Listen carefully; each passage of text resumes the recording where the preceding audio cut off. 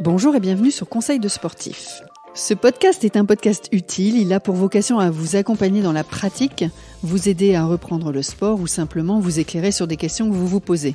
Et pour ça, j'ai la chance de recevoir des experts, des sportifs, des pratiquants qui pourront témoigner de leur expérience et de leur vécu.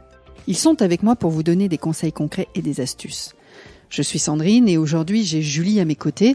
Vous connaissez Julie, vous l'avez déjà entendue sur d'autres podcasts de nutrition.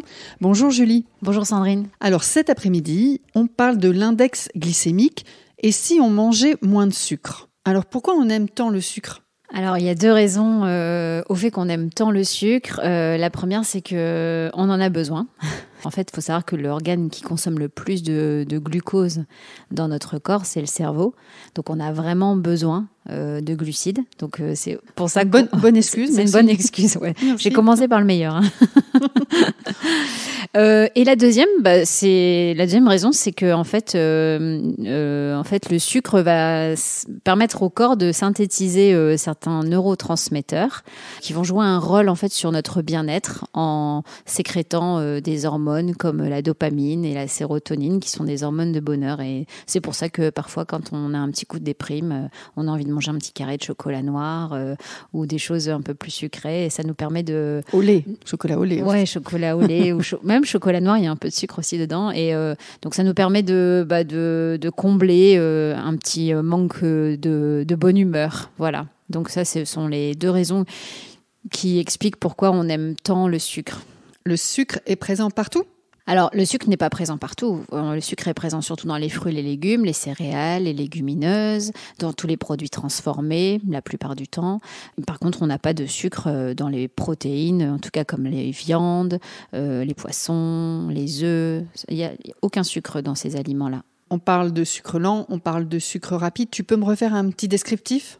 Alors oui, pendant tout un temps, on parlait de sucre lent, de sucre rapide. On disait que les sucres lents avaient une action plutôt de diffusion lente du glucose et des glucides en général dans notre corps. Glucides rapides, c'était plutôt justement une action de diffusion et de digestion rapide. Ce sont des notions qu'on n'utilise plus trop aujourd'hui, voire plus du tout. En tout cas, on utilise plutôt la notion d'index glycémique et de charge glycémique. Index glycémique, pourquoi ? En fait, si on consomme un aliment qui contient du sucre, naturellement, ça va augmenter le taux de sucre dans notre sang. Donc ça, c'est la glycémie. Et dès que cette glycémie va augmenter, en fait, on a une hormone qui est synthétisée par le pancréas, qui est l'insuline. Et en fait, l'insuline, c'est à la fois la petite clé qui va ouvrir toutes les cellules de notre corps et qui va aller en mode transporteur chercher le glucose qui est présent dans notre sang et qui va aller le transporter aux cellules qui en ont besoin pour assurer un travail. Donc ça va être brûlé directement. Soit qui va le transporter dans les cellules adipeuses. En fait, il y a deux routes. Il y a la bonne route et la mauvaise route. C'est ça. Soit on le brûle, le sucre, soit on le stocke. Et si on le stocke, on va le stocker plutôt dans les cellules adipeuses sous forme de graisse. Voilà. Et l'index glycémique, en fait, c'est une valeur qu'on donne à un aliment sur sa manière de se comporter en termes de glycémie dans le corps. Donc, plus je mange un aliment index glycémique haut, plus mon taux de sucre va augmenter, donc plus ma sécrétion d'insuline va augmenter. Et si je fais l'inverse, si je consomme un aliment à index glycémique bas, dans ce cas-là, mon insuline sera beaucoup moins sécrétée. D'accord, donc il vaut mieux aller chercher des aliments avec un index glycémique bas. Oui. D'accord. Et donc, du coup, il y a des repères à avoir par rapport à ça. C'est que tous les aliments qui ont un index glycémique inférieur à 35 sont considérés comme des index glycémiques bas, donc plutôt à privilégier, notamment les légumes. Oui. Index glycémique modéré entre 35 et 50. Donc là, on va retrouver beaucoup de légumes, beaucoup de fruits, quelques céréales. Et tout ce qui est index glycémique supérieur à 50 sont des index glycémiques élevés qu'il faut limiter largement. Comme par exemple la pastèque, qui a un index glycémique élevé, qui est à 75 apparemment. C'est marrant, on ne croirait pas finalement. On se dit, la pastèque, c'est que de l'eau. Oui, alors c'est à mesurer justement avec la notion de charge glycémique. J'en parlerai juste après. On va en parler après, oui. Par exemple, la baguette blanche. La baguette classique le pain blanc, du matin, index glycémique proche de 95, les cornflakes 85. Donc, ce sont des index glycémiques élevés qu'il faut limiter dans l'alimentation. Alors du coup, je fais la transition avec une autre interrogation. C'était comment allier santé et plaisir ? Parce que là, si je t'entends parler, du coup, je ne vais aller acheter que des des légumes, des fruits, de la viande, des œufs, du poisson, et comment je me fais plaisir. Enfin, tu en as parlé tout à l'heure avec un petit carré de chocolat, etc. Mais ça va être compliqué. Dis-moi alors comment... En fait, je pense que la clé, c'est d'apprendre à cuisiner nos fruits, de cuisiner nos légumes. Pas de produits transformés. Pas de produits transformés, de bien associer aussi ces aliments qui sont pourvus de glucides. Il faut savoir qu'il y a 2 paramètres importants qui vont jouer sur le comportement de la glycémie. Ça va être la cuisson. Par exemple, si je mange des pâtes al dente ou trop cuites. Ou fondantes, comme on dit. Ouais. Voilà, ouais. Donc, les pâtes al dente, l'index glycémique va être un peu plus bas que l'index glycémique des pâtes fondantes. Sur les légumes aussi ? Non, alors sur les légumes, ça va être plutôt... disons que ça dépend comment vous cuisinez les légumes. Si on cuisine les légumes sous forme de soupe, par exemple, comme les fibres sont détruites, l'index glycémique risque d'être plus élevé. Ah bon ? Donc, il faut faire, il faut mixer en fait dans son alimentation à la fois des apports de fruits et légumes, je dirais bruts, à croquer, à manger comme ça, plutôt frais, non cuisinés, et ensuite des aliments, des fruits et des légumes sous forme de soupe, etc. Voilà. Donc je retiens quand même cuisiner, fait maison, pas de produits transformés, éviter et aussi varier les modes de consommation, de cuisson et de consommation. Ouais, voilà, tout à fait. Ouais. D'accord. Et associer toujours, si par exemple je prends une collation avec une banane bien mûre, je vais avoir un index glycémique assez élevé, alors que si je la mange avec des amandes, par exemple, mon index glycémique va diminuer. Les amandes étant pourvues de protéines et de fibres, ça va permettre de diminuer la réaction glycémique dans l'organisme. On parle souvent des amandes. J'ai l'impression que c'est l'aliment miracle, les amandes, non ? Non, c'est pas l'aliment miracle. En plus, c'est un peu acidifiant, donc non, c'est pas un aliment miracle. Mais c'est un aliment qui est facile à consommer parce que facile à emporter partout. Puis c'est naturel, ça pousse dans les arbres et du coup, c'est pas transformé. C'est pratique, ça a bon goût. Voilà. Après, pour éviter l'acidité trop importante de l'amande, on peut enlever la peau et c'est un aliment qui est sympa pour le sportif. C'est génial. Tout à l'heure, tu as parlé de charge glycémique. Donc, pour les sportifs qui ont bien compris que l'alimentation, elle avait une place importante dans leur bonne santé, l'entraînement, on parle donc de calculer cette charge. Je veux bien que tu m'expliques. Oui, alors la charge glycémique, en fait, c'est simplement un paramètre qui prend en charge la quantité de glucides présente dans l'aliment qu'on va consommer.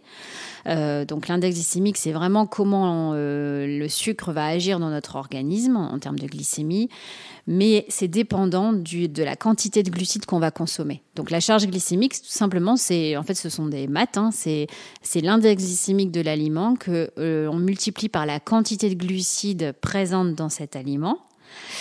Et on va le diviser par 100. Et ça nous donne une charge glycémique. Donc, par exemple, si je reprends l'exemple... donne-moi un exemple, parce que là, je suis en train de faire un tableau Excel. Donc, donne-moi 2-3 cas concrets, s'il te plaît. On va pas trop, je pense rentrer dans le détail. Je veux pas perdre les auditeurs, mais je prends l'exemple de 30 grammes de cornflakes. Ça va apporter une certaine dose de charge glycémique. Et pour avoir cette même charge glycémique avec la pastèque, qui a un indice glycémique à la base plus bas, de 75, on en a parlé tout à l'heure, il faudrait que je consomme presque 600 grammes de pastèque, donc chose que je ne vais pas faire. Donc en fait, la charge glycémique est importante parce qu'elle dépend de la quantité que je vais consommer. Après, il ne faut pas non plus entrer dans une espèce de paranoïa et d'obsession de calcul d'aliments, etc. Il faut juste avoir en tête que certains aliments ont un index glycémique plus élevé que d'autres, qu'il faut privilégier dans son alimentation des index glycémiques bas. C'est ce qu'on a dit tout à l'heure. Et que si je consomme des index glycémiques hauts, eh bien, je vais en consommer moins. D'accord, ça va. Et puis après, on le disait au départ, c'était effectivement aussi peut-être dans l'entraînement, apprendre à considérer, sur les entraînements des sportifs, dans leur programmation, etc. Oui, tout à fait. C'est quoi les bons sucres pour les sportifs ? Ça va être ceux présents dans les fruits, les légumes, et c'est tout. Je suis désolée.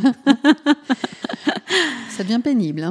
Non, mais en fait, après, le sucre, le sucre de table qu'on appelle le saccharose est utilisé dans la confection des gâteaux, des produits transformés, etc. Et donc, c'est quand même pas l'idéal.